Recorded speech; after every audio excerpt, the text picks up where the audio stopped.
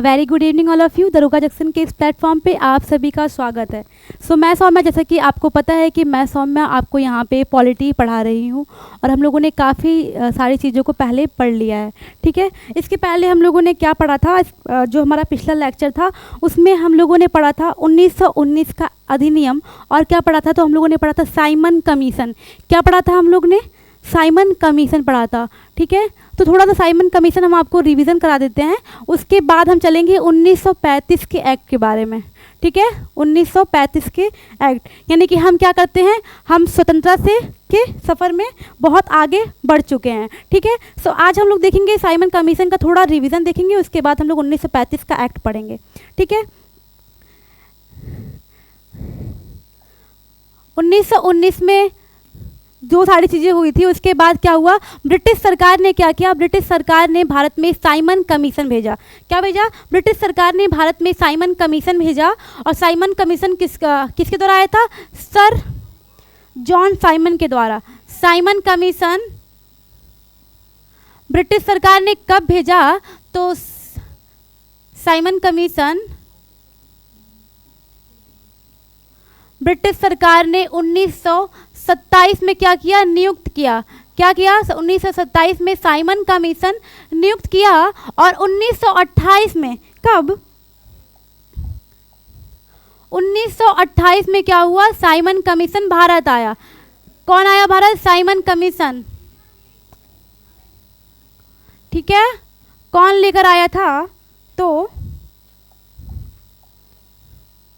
Sir John Simon.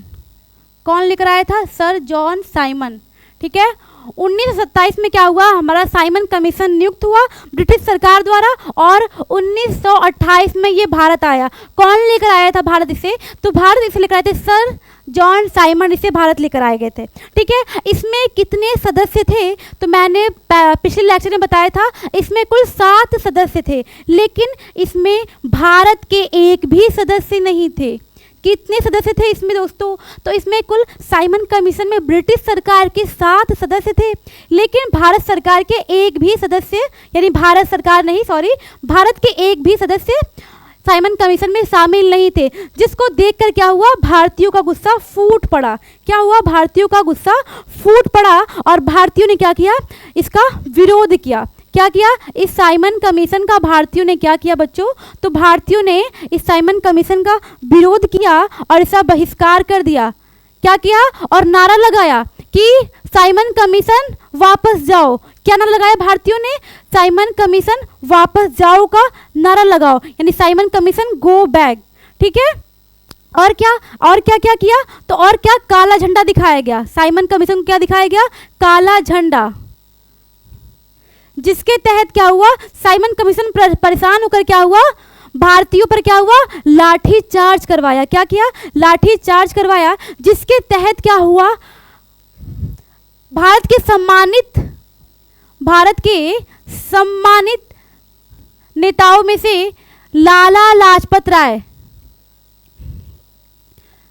क्या हुआ, लाला लाजपत राय को क्या हुआ, लाठी चार्ज किया गया। जैसे सम्मानित नेताओं में से आपके पंडित जवाहरलाल नेहरू और लाला लाजपत राय पर क्या हुआ, लाठी चार्ज हुआ, जिसके तहत एक गहरी चोट किसको लगी, लाला लाजपत राय को क्या हुआ, एक गहरी चोट लगी। और उसकी लाठी चार्ज के चोट से कुछ समय बाद क्या हुआ, लाला लाजपत राय की मृत्यु हो गई, जिससे भारतीयों में क्या हुआ, और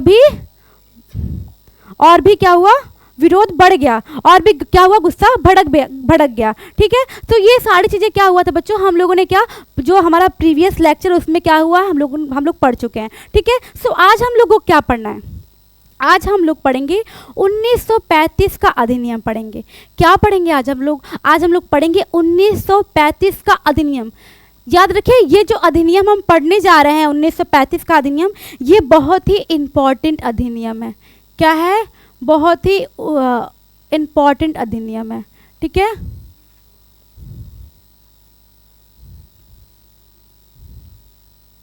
क्या है, ये बहुत इम्पॉर्टेंट अधिनियम है। ठीक है, एग्जाम की दृष्टि से ये क्या है, बहुत इम्पॉर्टेंट अधिनियम है और इसका एक बहुत ही महत्वपूर्ण रोल है हमारे भारत के संविधान में। ठीक है, वो सारी चीज़ें हम आपको आगे बताएंगे। ठीक है, सबसे पहले हम देख लेते हैं ये जो 1935 का अधिनियम है, इसके पीछे का क्या क्या कारण है, यानी इस अधिनियम पे क्या क्या प्रभाव पड़ा है। इस अधिनियम पर आपका Simon commission,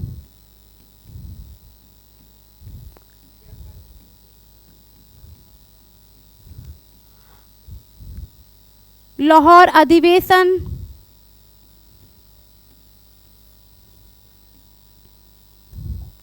Simon commission, Lahore अधिवेशन,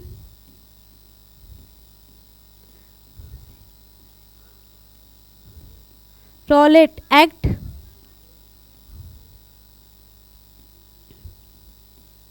नेहरू रिपोर्ट,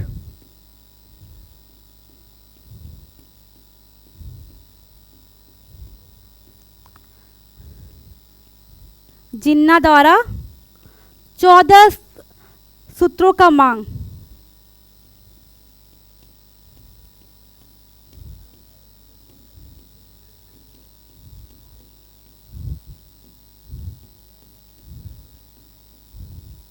और भी बहुत सारे क्या है, बहुत सारे प्रभाव हैं जो कि 1935 के अधिनियम में आपको देखने को मिलेगा। यानी कि ये सारे जो 1935 का अधिनियम आपको हम पढ़ाने जा रहे हैं, इस पे क्या है, इस पे साइमन कमीशन, लाहौर अधिवेशन, रॉलेट एक्ट, नेहरू रिपोर्ट जैसे एक्ट क्या हुआ है, इस पे प्रभाव पड़ा है। ठीक है, क्योंकि ये जो आप पढ़ने जा रहे हैं 1935 का अधिनियम, ये बहुत ही महत्वपूर्ण अधिनियम है। ठीक है, देखिए अब हम इसमें क्या देखेंगे, इसमें हम देखेंगे कि कैसे ये लागू हुआ। देखिए, और इसमें क्या क्या सारी चीज़ें थी। देखिए, जो 1935 का अधिनियम है ना, सबसे पहले अभी तक का जो अधिनियम आया है उसमें सबसे लंबा है ये। क्या है, यानी अभी तक आपने जितना भी अधिनियम पढ़ा है उसमें सबसे लंबा है ये। क्या है,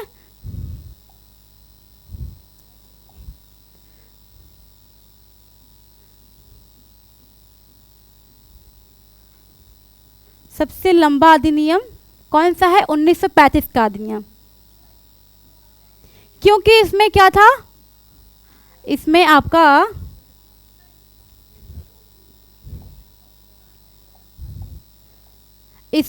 जो था ना, इसमें आपकी 321 धाराएं थी। क्या थी इस अधिनियम में, तो इस अधिनियम में आपका 321 धाराएं थी। कितनी थी, 321 धाराएं थी, और आपका 10 अनुसूची था। कितना, 10 अनुसूचियां,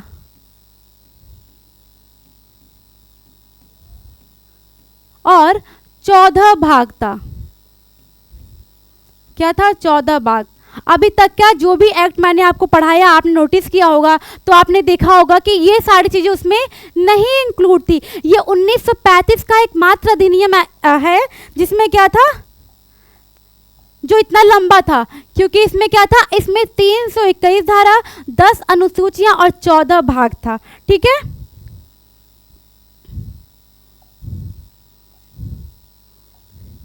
ये सारी चीज़ें क्या थी, ये सारी चीज़ें 321 का आपका धारा है, 10 अनुसूचियां हैं और 14 भाग, ये सारी चीज़ें मिलकर क्या हुआ है, इस एक्ट को बहुत ही लंबा कर दिया है। ठीक है, इसमें देखिए, इसको ना, इस अधिनियम को पत्थर का मील भी कहा जाता है। क्या कहा जाता है, पत्थर का मील भी कहा जाता है, क्योंकि इस अधिनियम के बाद क्या हो जाएगा, हमारा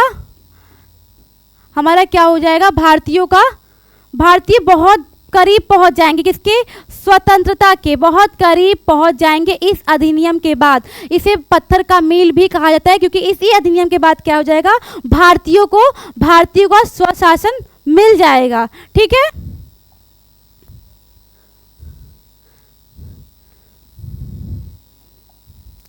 देखिए इसमें हम लोग क्या देखेंगे, पहले हम लोग इसमें देखेंगे कि कैसे ब्रिटिश सरकार जो थी, क्या थी, ब्रिटिश सरकार का एक गृह शासन था। क्या था दोस्तों, एक गृह शासन था, जिसमें क्या था, जिसमें कैबिनेट मिशन, कौन थे, कैबिनेट मिशन, जिसको आप इतिहास में क्या बोल रहे थे, हम लोग, आपने नोटिस किया होगा तो 1958 में पढ़ा था कि भारत के सचिव को ही भारत का वायसराय कहा गया है। ठीक है, यानी इतिहास में कैबिनेट मिशन को क्या कहा गया था, भारत का सचिव। ठीक है, क्या कहा गया था, भारत का सचिव। ठीक है, इन्हीं के द्वारा, मान लीजिए ये क्या है, ये क्या है, ये अफ्रीका है, ये क्या है दोस्तों, ये एक अफ्रीका देश है जिसके पास क्या है, प्रायद्वीप क्या है। ठीक है, और यहीं से क्या है, यहीं पे है, एक मिनट, यहीं पे क्या है दोस्तों, यहीं पे आपका अनद बंदरगाह है। क्या है, अनद बंदरगाह, अनद बंदरगाह है। और यहीं पे क्या है आपका, यानी ब्रिटिश का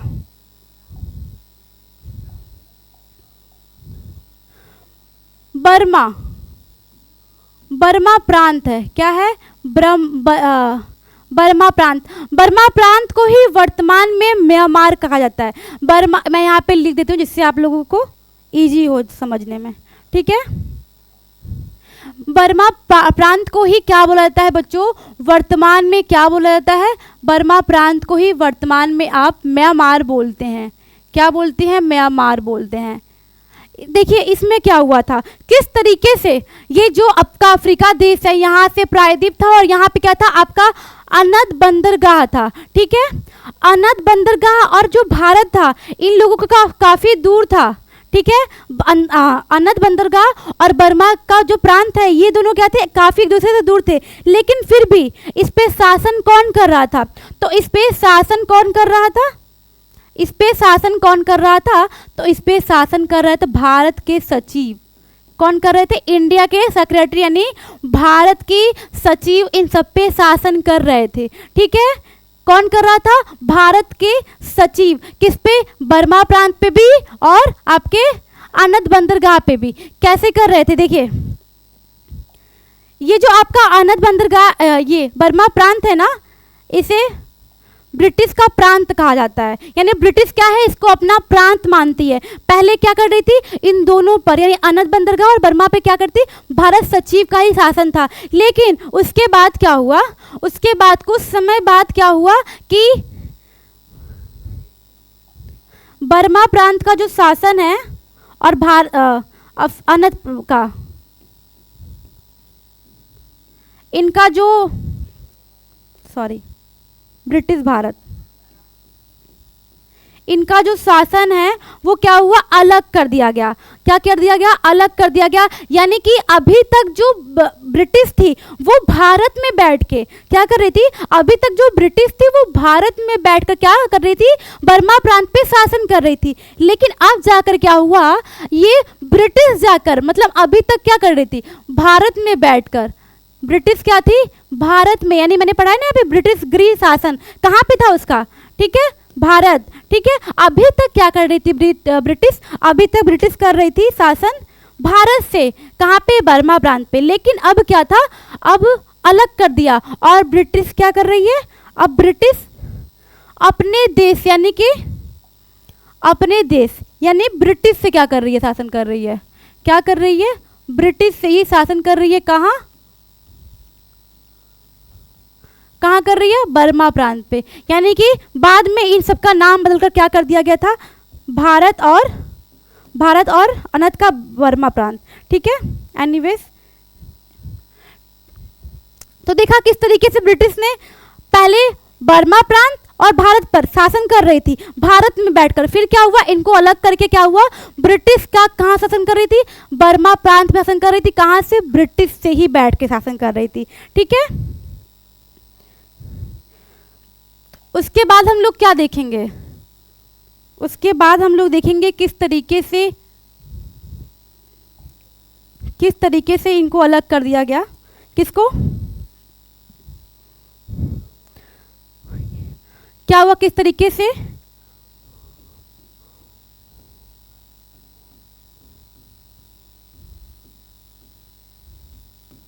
भारत संघ के स्तर पर परिवर्तन हुआ। क्या हुआ, भारत संघ के स्तर पर परिवर्तन देखने को मिलता है आपको। देखिएगा किस तरीके से परिवर्तन देखने को मिलता है। ये जो परिवर्तन था ना, ये कोई आम परिवर्तन नहीं था। ये जो परिवर्तन ही क्या था, हमारे लिए भारतीयों के लिए क्या था, एक स्वतंत्रता था, यानी एक स्वतंत्रता का नींव था। ये जो परिवर्तन था ना, ये हमें क्या हुआ, ये हमें आसानी से नहीं मिला। इसके लिए क्या किया गया है, इसके लिए न जाने कितने भारतीयों ने अपनी गुलामी दी है। ठीक है, तो देखिए ये जो परिवर्तन था ना, इसमें हम देखेंगे कैसे कैसे भारतीयों को, यानी ये संवैधानिक सुधार जो था ना, ये एक सांत्वना था। किस तरीके से सांत्वना, भारतीयों का गुस्सा कम करने के लिए क्या कर रहे थे, जो भारतीयों के अंदर आग जल रही थी ना, उस आग को बुझाने के लिए क्या कर रहे थे, ये सारी चीजें कर रहे थे। क्योंकि ब्रिटिश का ये सोच था कि हम भारतीयों को क्या करेंगे, भारतीयों का स्वशासन नहीं देंगे, उन पे शासन करेंगे, भले ही क्या करेंगे, एक से एक एक्ट लाकर उन्हें शांत करते रहेंगे। लेकिन यहाँ पे हम देखेंगे किस तरीके से क्या हुआ, हम धीरे धीरे क्या कर रहे हैं, अपनी सफलता के कदम पे चल रहे हैं, यानी हमारी मांगों को किस तरीके से पूरा किया जा रहा है। ठीक है, वैसे ब्रिटिश का मकसद नहीं था कि वो हमें क्या करेगी, स्वशासन देगी, लेकिन हमारी जिद थी कि हमें स्वशासन ही चाहिए। तो देखिए इसमें क्या था, इसमें आपके विषयों को अलग किया जाएगा।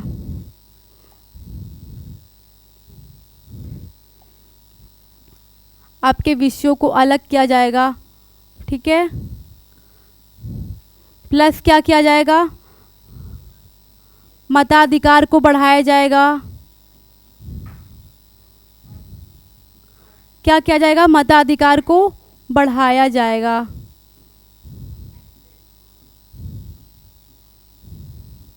क्या किया जाएगा, मताधिकार को बढ़ाया जाएगा। और किस तरीके से, सांप्रदायिकता को बढ़ावा मिलेगा।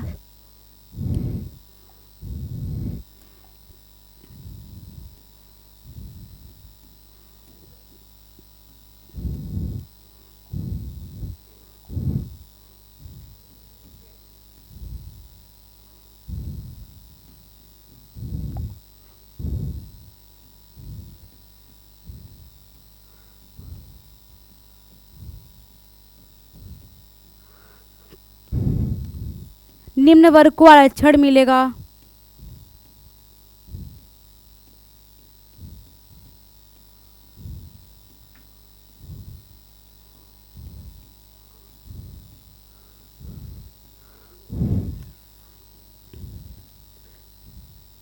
द्वैध शासन को क्या किया जाएगा, समाप्त किया जाएगा, और उसकी जगह क्या किया जाएगा, एक प्रांत लाया जाएगा।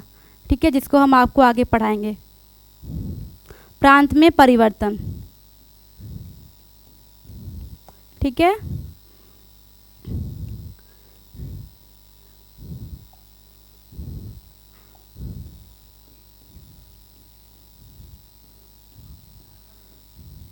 लोक सेवा को बदल दिया जाएगा, यानी लोक सेवा में आपको परिवर्तन देखने को मिलेगा।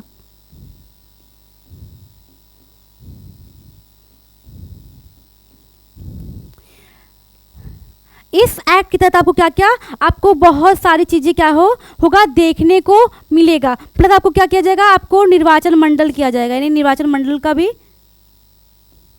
यहाँ पे आपको निर्वाचन मंडल में आरक्षण देखने को मिलेगा, यानी कि निर्वाचन मंडल का भी प्रावधान किया जाएगा।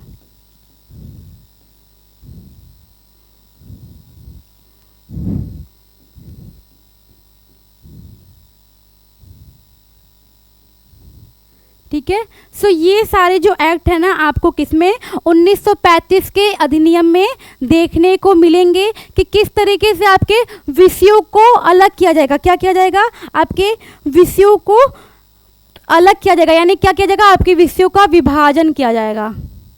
ठीक है, सो इन सारे पॉइंट्स को हम क्या करेंगे, अभी समझेंगे। ठीक है, इन सारे पॉइंट को क्या करेंगे, इन सारे पॉइंट को हम समझेंगे। इसको साइड कर लेते हैं। ओह,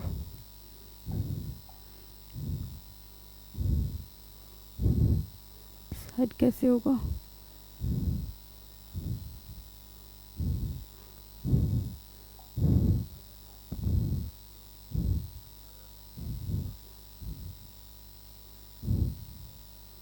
एनीवेज कोई बात नहीं, ये साइड नहीं हो रहा है, ठीक है। तो क्या हम बात कर रहे थे, देख रहे थे कि पहला पॉइंट हमारा क्या था कि किस तरीके से क्या हो रहा था, हमारे संघ परिवर्तन की जो हम बात कर रहे थे बच्चों, उसमें किस तरीके से क्या हो रहा था, संघ परिवर्तन में दिखा क्या गया था, हम लोग किस तरीके से हमारे विषयों में विभाजन देखने को मिला था।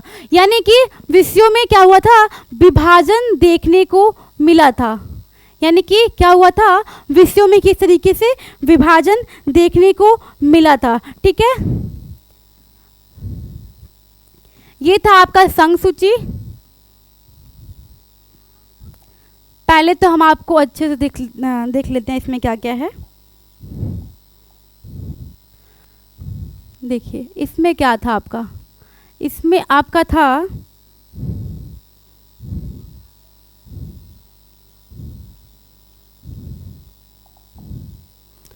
इसमें आपका था संघ सूची। क्या था, संघ सूची, ठीक है। फिर इसमें हम क्या देखते हैं, इसमें हम देखते हैं राज्य सूची। क्या देखते हैं, राज्य, ठीक है। और इसमें हम क्या देखते हैं, समवर्ती सूची।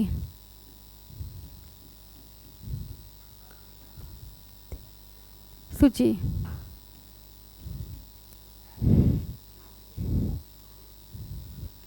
तो किन किन चीज़ों में बांटा गया था हमारे विषयों को, तो हमारे विषयों को बांटा गया था संघ सूची, राज्य सूची और समवर्ती सूची। संघ सूची में आपके कितने थे, संघ सूची में आपके कितने विषय थे, तो संघ सूची में आपके थे 56 विषय। कितने विषय थे संघ सूची में आपके, कितने विषय थे, तो संघ सूची में आपके थे कुल 59 यानी 59 विषय। वही राज्य सूची में आपके कितने विषय थे, तो राज्य सूची में आपके विषय थे 56। और समवर्ती सूची में, तो समवर्ती सूची में कितने विषय, 36, ठीक है। क्या किस तरीके से देखिए हमारे विषयों को क्या किया गया है, विषयों को विभाजन किया गया है, किस तरीके से हमारे विषयों को विभाजन किया गया है संघ परिवर्तन में। जिसमें से आपका जो संघ सूची में 59 विषय थे, राज्य सूची में आपका 56 और समवर्ती सूची में कितने थे, समवर्ती सूची में कितने थे आपके 36। और एक और विषय था, क्या एक और विषय था, एक और विषय था, क्या था, विशिष्ट। इसका किसके पास था, इसकी सूचियां किसके पास था, तो ये था वायसराय के पास था। क्या था, एक और क्या था हमारा, अवशिष्ट। अवशिष्ट सूची किसके पास था, तो किसके पास था, वायसराय के पास था, ठीक है। ये सारी चीजें क्या थी हमारी, हमारा विषयों का विभाजन था, ठीक है। जिसमें आपको संघ सूची, राज्य सूची और समवर्ती सूची में डिवाइड किया गया था किसको, विषयों को। यानी देश को चलाने वाले विषयों को क्या किया गया था, संघ सूची, राज्य सूची और समवर्ती सूची में डिवाइड किया गया था। संघ सूची में आपकी 59, राज्य सूची में आपकी 56 और समवर्ती सूची में आपकी 36 विषय थी, ठीक है।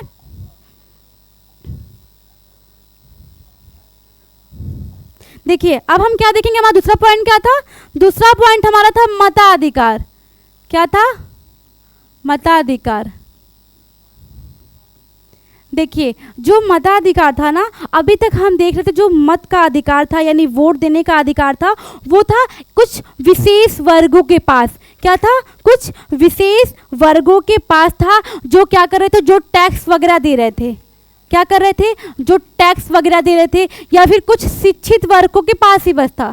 शिक्षित में से भी क्या, सभी के पास नहीं, कुछ कम वर्गों के पास था, ठीक है। लेकिन क्या हुआ, लेकिन क्या हुआ, इस एक्ट के तहत 1935 एक्ट के तहत क्या हुआ, इसमें 10% बढ़ा। क्या हुआ, यानी मताधिकार में कितना हुआ, मताधिकार में 10% का बढ़ोतरी हुआ। कितना, 10% क्या हुआ, मताधिकार बढ़ाया गया, ठीक है। क्या कर दिया गया, 10% मताधिकार को बढ़ाया गया, ठीक है। उसके बाद हम लोगों ने बहुत देखिए, इसमें बहुत सारी चीज़ें हैं, ठीक है। उसके बाद हम लोग देखिए किस तरीके से हमारे क्या हुआ, निर्वाचन मंडल आया, जिसमें क्या किया गया था कि अभी तक क्या कर रहे थे, अभी तक हमने देखा था मुस्लिमों को ही केवल आरक्षण था, लेकिन इसमें क्या हुआ था, इसमें आपका किसको किसको, इसमें आपके ईसाई, सिख और मुस्लिमों को क्या, यानी कि केवल मुस्लिमों को ही नहीं, इसमें क्या हुआ और लोगों को भी आरक्षण का प्रावधान किया गया। यानी कि अभी तक किसको हम वोट आरक्षण दे रहे थे, अभी तक हम आरक्षण दे रहे थे केवल मुस्लिमों को, लेकिन धर्म के नाम पर, अब धर्म के नाम पर सिख और ईसाई को भी क्या हुआ, आरक्षण देने का प्रावधान किया गया, ठीक है। उसके बाद इसी 1935 के ही एक्ट में हम देखते हैं कि किस तरीके से हम लोगों को क्या हुआ है, जो कुछ निम्न वर्ग के थे, यानी कि जाति के आधार पर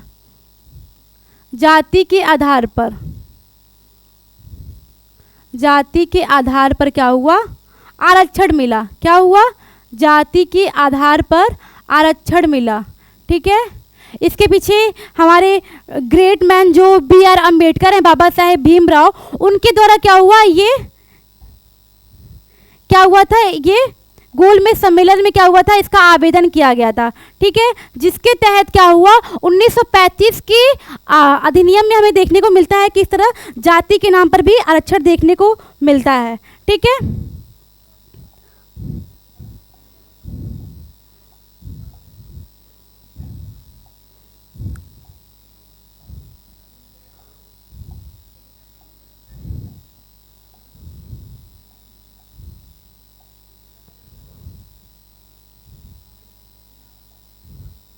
ठीक है,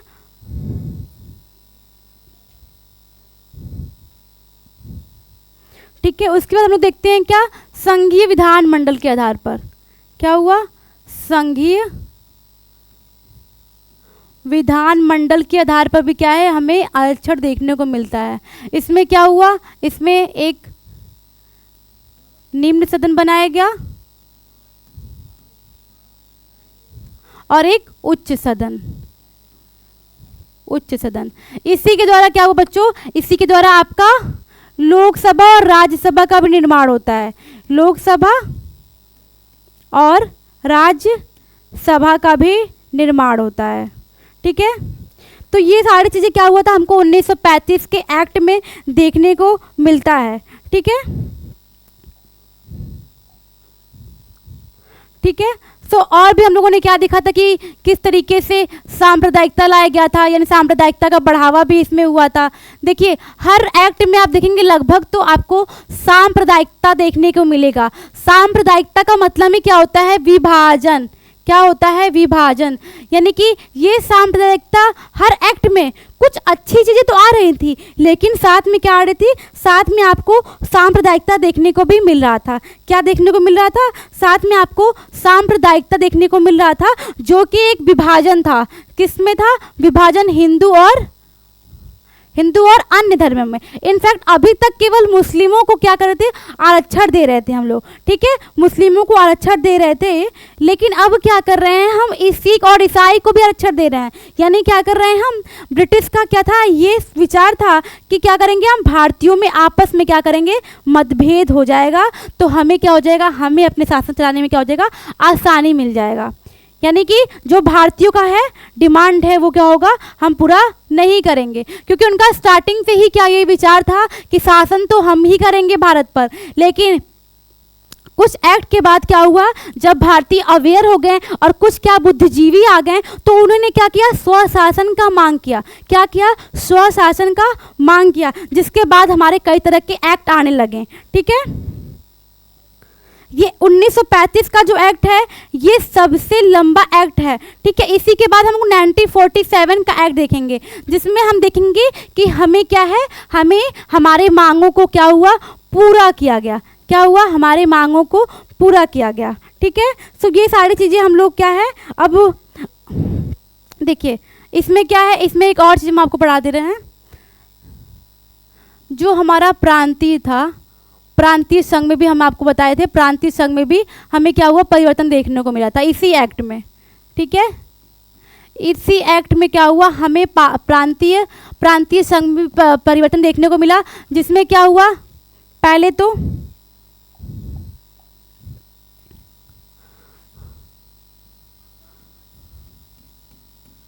प्रांतीय परिषद का विस्तार किया गया। क्या किया गया, प्रांतीय परिषद का विस्तार किया गया। दूसरा क्या किया गया, द्वैध शासन को समाप्त कर दिया गया। क्या किया गया दोस्तों, द्वैध शासन को समाप्त कर दिया गया। तीसरा इसमें क्या किया गया, इसमें तीसरा क्या किया गया, तो इसमें 6 प्रांत को जोड़े गए।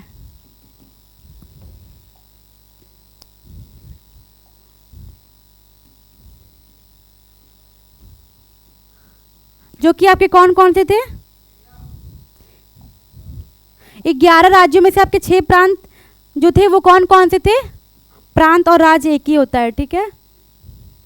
कौन कौन से थे आपके, तो आपके थे बंगाल, मद्रास,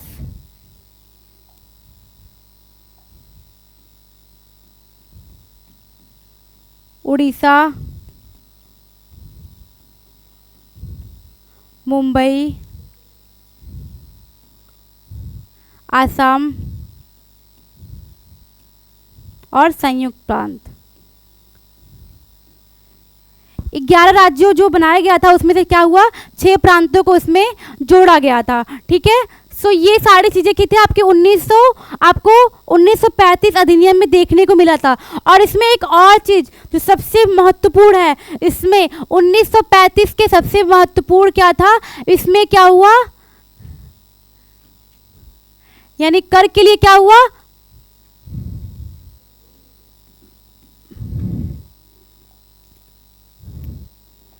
भारतीय रिजर्व बैंक की भी स्थापना की गई। क्या हुआ, इसी एक्ट में दोस्तों क्या हुआ, भारतीय रिजर्व बैंक की स्थापना की गई। बैंक की भी क्या हुआ, स्थापना की गई, ठीक है। इसी 1935 के एक्ट में ही हम देखते हैं क्या हुआ, हमें जो हमारा भारतीय रिजर्व बैंक है उसका स्थापना, अगर आपसे क्वेश्चन पूछता है कि भारतीय रिजर्व बैंक की स्थापना कब हुआ, तो 1935 के एक्ट में हुआ, ठीक है। सो ये सारी चीज़ें थी हमारे आज के लेक्चर में। सो आज के लिए हम बस इतना ही करते हैं। इसके पहले हम थोड़ा सा आपका रिवीजन करा देते हैं, क्विक रिवीजन। देखिए, सबसे पहले हम लोगों ने क्या देखा, सबसे पहले हम लोगों ने देखा कि किस तरीके से 1935 का एक्ट आया, जिसमें क्या था आपका,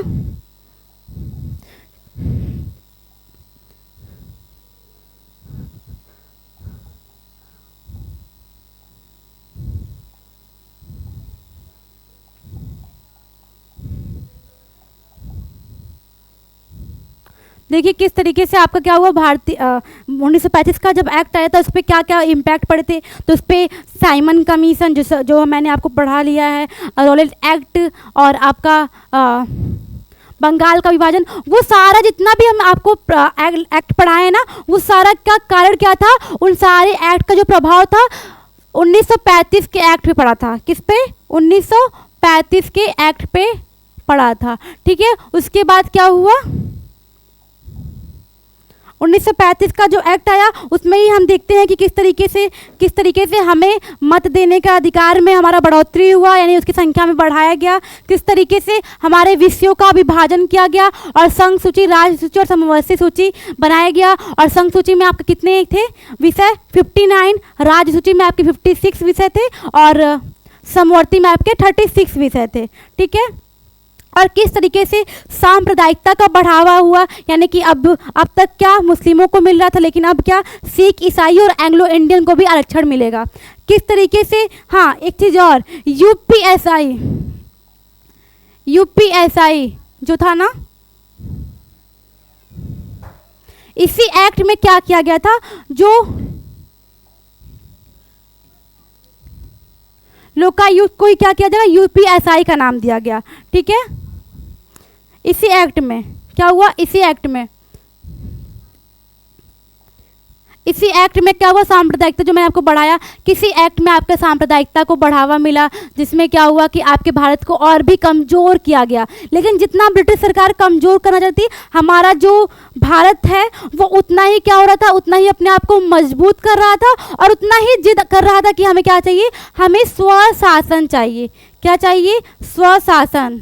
ठीक है, तो ये सारी चीज़ें हम लोगों ने पढ़ा और हमने देखा कि किस तरीके से संघीय विधानसभा बना, जिसमें क्या हुआ, निम्न सदन और उच्च सदन का भी निर्माण किया गया। ये क्या था? ये एक सांत्वना था जो भारतीयों ब्रिटिश सरकार द्वारा क्या भारतीयों को दिया जा रहा था, इससे क्या है, जो भारतीय हैं वो शांत हो जाएं, यानी जो भारतीयों के अंदर जो आग है वो क्या हो जाए, वो बुझ जाए और हम क्या करें, भारत पे शासन कर पाएं। ठीक है, सो इस एक्ट में आपको कोई भी टॉपिक, कोई भी लाइन अगर आपको समझ में नहीं आ रहा होगा तो आप प्लीज़ कमेंट में बता दीजिएगा और मिलते हैं आपको कल नेक्स्ट वीडियो में। ठीक है, आज के लिए बस इतना ही। Thank you.